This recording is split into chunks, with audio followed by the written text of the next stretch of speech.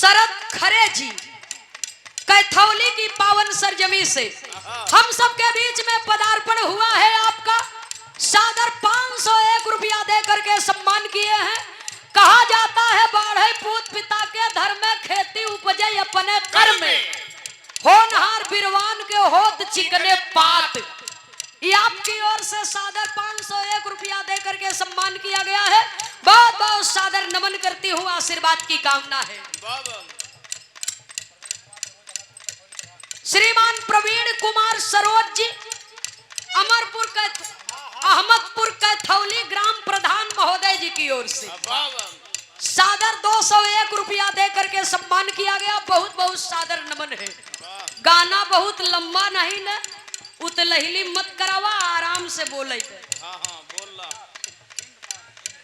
श्रीमान Santosh electronic proprietor Vinod Yadav उर्फ Rinku BDC के भावी प्रत्याशी हैं आप, ग्राम सभा गोविंदासपुर कैथौली। सादर 201 रुपया दे करके सम्मान किए हैं। बहुत बहुत सादर नमन है। अच्छा, श्रीमान इंद्रपाल जी उचौरा से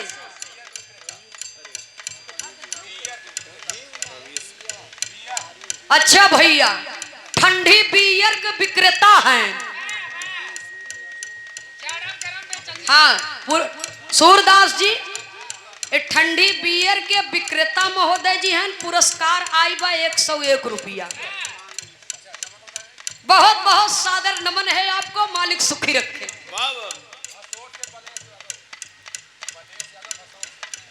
भसौर की पावन सरजमी से श्रीमान बलेश यादव जी की ओर से अच्छे भैया अंग्रेजी शराब के विक्रेता हैं। 101 रुपया दे करके सम्मान किए हैं। एक बात जान ले, ई वरदान मिला बा कि केतनो बड़ा गली गुचा रहे और पताही सरपताही रहे, केतनो जगह कैसे रहा और दारू के दुकान खुल गई तो हम मनई के जाए पड़त। दूध वाला बेचारा घरे घरे दौड़त है। एक वरदान मिला भाई आप लोगन के। अनन्या क्लिनिक सराय बीका डॉक्टर रमेश पटेल जी, डॉक्टर प्रदीप कुमार जी बाल रोग एवं जनरल फिजिशियन, आपके कर कमलों द्वारा सादर 101 रुपया दे करके सम्मान किया गया। मालिक सदैव सुखी रखे।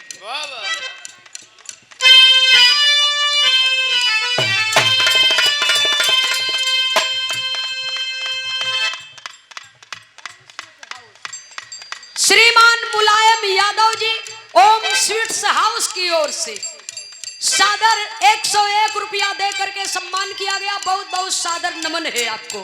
का बजावत है मास्टर साहब?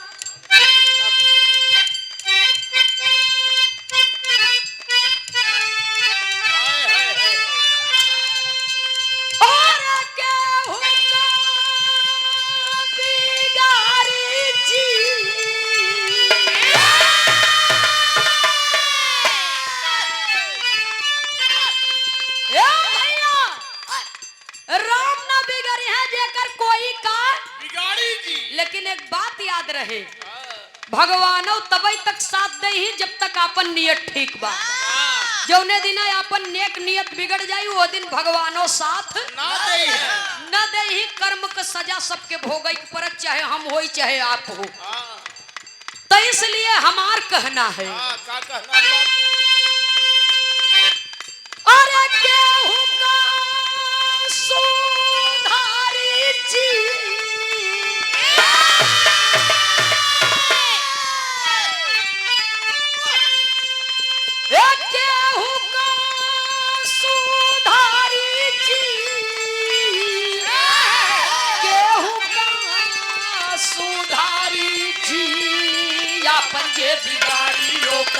आपन जे बिगाड़ी होकर केहू का सुधारी।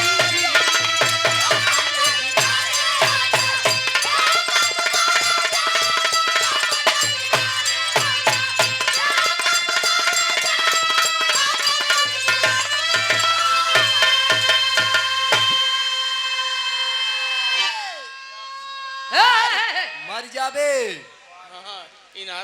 आपन जे बिगाड़ी होकर कोई का सुधारी जी। बहुत सुंदर गीत आप लोगों ने सुना। सुनने वाले श्रोता सज्जनों, आपन सोचा होत नहीं, हरि सोचा तत्काल। राजा बलि कहन जाब आकाश चला गयन पाताल। इतना बढ़िया बेचारू भक्ति की हैं, हाँ? और उनके सत्य पर, उनके निष्ठा पर भगवान 52 रूप का अवतार लिए और उनकर पीठ सहित न पाई गई। दान दे दिए बाबूजी, दान दे दिए। और अभी अभी आप लोगों ने सुना वो कमंडलवा में जो टोटिया लगी रही, हाँ? वो टोटी से बाबूजी एक बात याद रहे, सुनने वाले श्रोता सजन हो सकत का जान, हाँ? टोटी तक के तली में होत है और बधनी में होत है, कमंडल में टोटी। सुनने वाले श्रोता सज्जनों, जो काम दवा से नहीं होता वो दुआ से होता है, और कामिल मुर्शिद मिल जाए तो बात खुदा से होता है। वही बधनी लेके खुदा के याद करें। और जब स्वर्ग ना पैला गए, हाँ, इसलिए और हमारे पूज्य पिताश्री, धर्म के पूज्य पिताश्री, जिनके पूरे परिवार से हमें बहुत बड़ा स्नेह सम्मान मिलता है, पूज्य बाबू श्री राजा राम यादव जी, भूतपूर्व ग्राम प्रधान कैथौली, एक बार जोरदार तालियों से सम्मान हो जाए। आप सब बिरहा के धरोहर हैं, कलाकार को तलाशने और तराशने का कार्य करते हैं।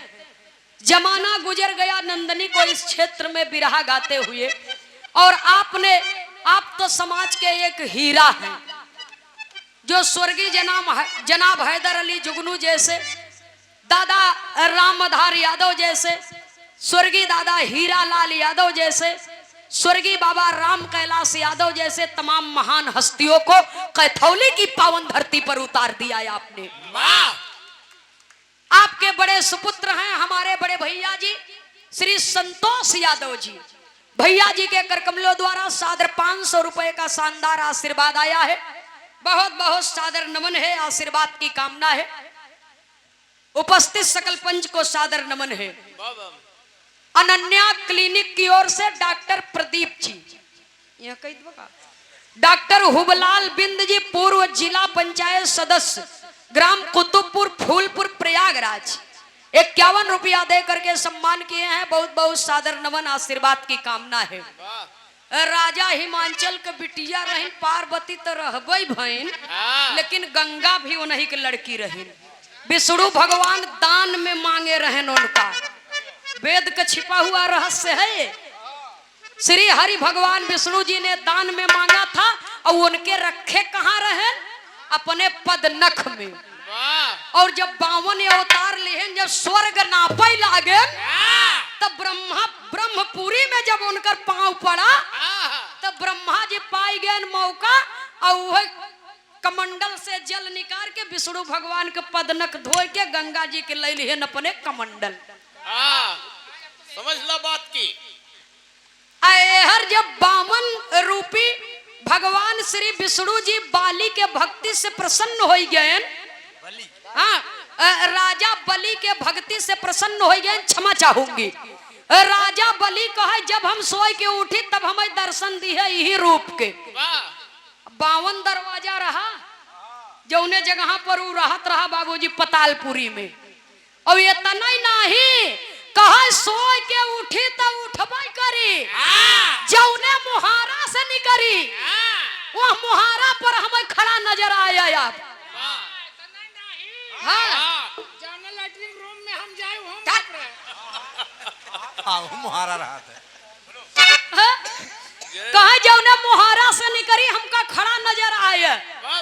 भगवान विष्णु को हैरान करके धई दिया, जौनी की मर्जी तो इनके निकल जाए, रहा पूरब तो निकल जाए पच्छू कहती से। और भगवान परेशान हो गए। तब वही लक्ष्मी जी अपने पति के ढूंढत ढूंढत देवर्षि नारद जी से पता पाइन तो गए पतालपुर में। राजा बलि के अपन धर्म को भाई मानिन उनके कलाई में राखी बांधिन और जब आवई लागिन तो कहीं बहनी के खाली हाथ विदा करब, कहीं सवाल ही नहीं पैदा बा कैसे खाली हाथ विदा करब, कहीं राखी के बंधाई में कुछ जवन इच्छा कहे तवन मांग ले, तब अपने असली रूप में आइन कहीं है हमारे पति के हमका, तब जाए कि भगवान को पिंड छूट। यही बड़े लिखा गया सतयुग में सत्य अजमावै के करनवा, विश्वामित्र गए हरिश्चंद्र के भवनवा, दीगा नहीं सत्य हरिश्चंद्र किया दान दिया भगवान पे ध्यान। सती सिलोचन कहे राम जी है रसिया, हरि जी से मांगे लागी पति जी के लसिया, मुड़िया हंसा के पूरा किया सम्मान दिया भगवान पे ध्यान। उसको अपने सत्य की परीक्षा देनी पड़ी बाबूजी और दान देना पड़ा। सती अनसुईया जी को, महाराज हरिश्चंद्र जी को, तो कभी संकेत करते हैं बाबूजी तमाम ऐसा प्रमाण है। द्वापर में गए मोरत ध्वज के समनवा, कृष्ण भगवान अर्जुन बोले ते छनवा, मोरत ध्वज बेटवा का किया बलिदान दिया भगवान पे ध्यान। कलयुग में गए लोई के भवनवा, बनिया से वादा कह के ले आई रसनवा, बना के खियाई सत्य बनिया गजान दिया भगवान पर ध्यान। लेकिन एक बात याद रहे बाबूजी, राजा बलि जाय के पिंडदान की है। आइए मास्टर साहब एक लाइन तर्ज का भाव है। वाह कैसे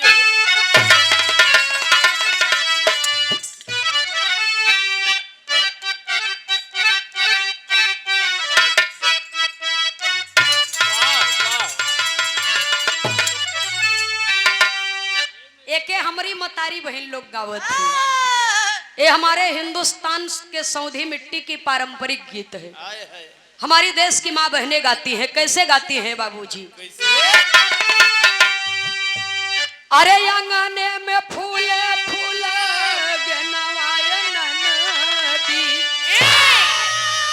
बाजले बधैया दुआरे पे।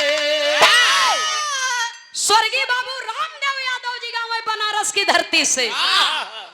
अरे रची रची की होताई अरे आए गोरिया पियक पियारी जैबू पिया गाँव। स्वर्गीय बाबू बुल्लू जी भी गाया करते थे। अरे रोवन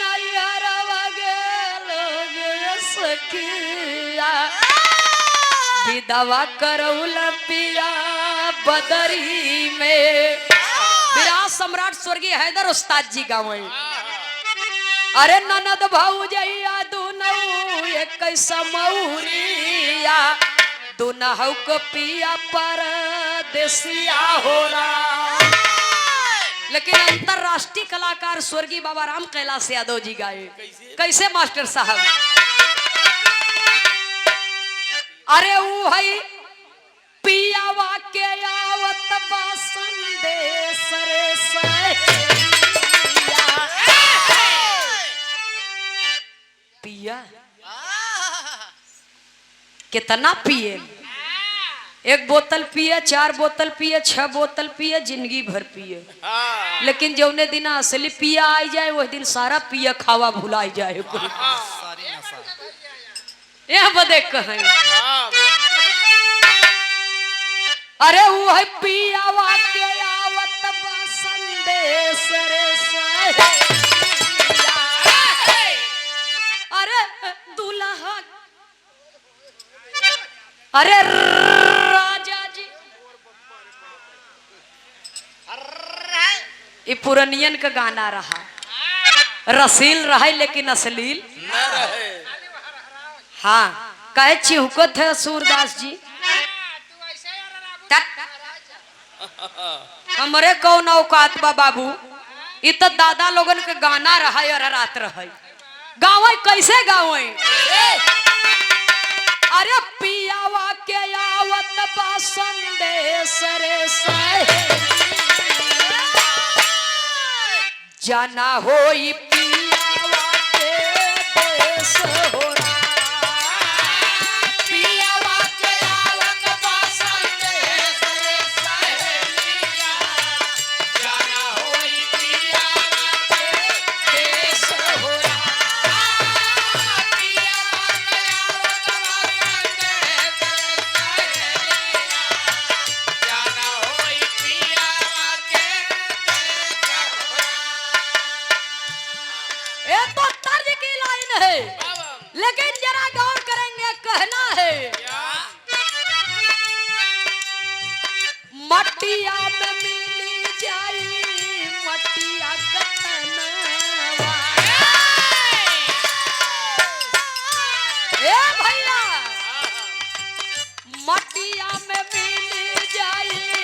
मटिया कतनवा रतन खजाना काहे आई का हो माटिया में मिल जाई माटिया कतनावा रतन खजाना काहे आई का माटिया में मिल जाई माटिया कतनावा रतन खजाना काहे आई का अनसुईया के जय जय करे नारद देव नगरी अनसुईया के जय जय करे नारद देव नागरी अनसुईया के जय जय करे नारद देव नागरी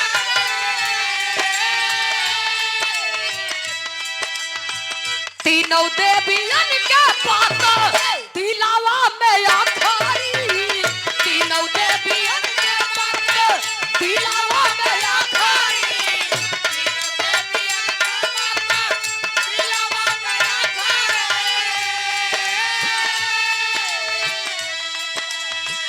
धर्म डिगावा तीनों देव यही छनावा धर्म डिगावा तीनों देव यही छनावा नारद कैलावा कामे आई का हो धर्म श्री मंगल मूर्ति फूड्स प्रोडक्ट ई भैया ये कंपनी में करुआ तेल भी मिलत है आटा भी मिलत है तमाम प्रकार का आइटम है घर गृहस्थी का आप लोग ले सकते हैं फुटकर थोक 29 जीएसटी काट के श्रीमान लौकुश सोनाप बाल मुकुंद उमर वैश्य गोविंदासपुर मुंगरा बादशाहपुर जौनपुर सादर 101 रुपया दे करके सम्मान किया गया बहुत बहुत सादर नमन आशीर्वाद की कामना है जब भक्ति चरम सीमा पर पहुंचे थे तब भगवान परीक्षा ले थे कौनो न कौनो बहाने राजा बलि के परीक्षा ली गई थी दान के आड़ में राजा बलि के भक्ति की परीक्षा हुई थी बाबूजी अब वैसे महासती अनसुईया के सतीत्व और भक्ति चरम सीमा पर है सतयुग काल में महासती अनसुईया का जय जयकार केवल धराधाम पर ही नहीं देवलोक में ही हो रहा है और देवलोक में भी हो रहा है तीनों देवियां ब्रह्मा जी की पत्नी जी विष्णु भगवान जी की पत्नी लक्ष्मी जी और श्री शिव की पत्नी पार्वती जी तीनों देवियों ने कहा कि अनसुईया के जय जय करे नारद देव नगरी तीनों देवियन के बात दिलवा में अखरी भैया बहुत बहुत सादर नमन है आपको आप हैं श्रीमान घनश्याम यादव जी और हमारे अखाड़े के गुरु घराने के बहुत ही विद्वान कवि लेखक पूज्य मान्य श्री राम किशोर यादव जी के शिष्य हैं लोकगीत बिरहा के शानदार कलाकार हैं और समाजवादी पार्टी से सांस्कृतिक प्रकोष्ठ के प्रदेश सचिव भी हैं बंधवा मछली शहर जौनपुर से सुंदर पुष्पहार आया है घनश्याम यादव भैया जी की ओर से और शानदार 251 रुपए का पुरस्कार माता रानी सुखी रखे परिवार का नाम बढ़े सुनने वाले श्रोता सज्जनों राजा बलि के परीक्षा लेवे बदे दान के आड़ में पहुंचे न के लय लेकिन वाह हमारे भारत भूमि की वो नारी शक्ति जिसके सतीत्व का परचम चारों तरफ लहरा रहा है।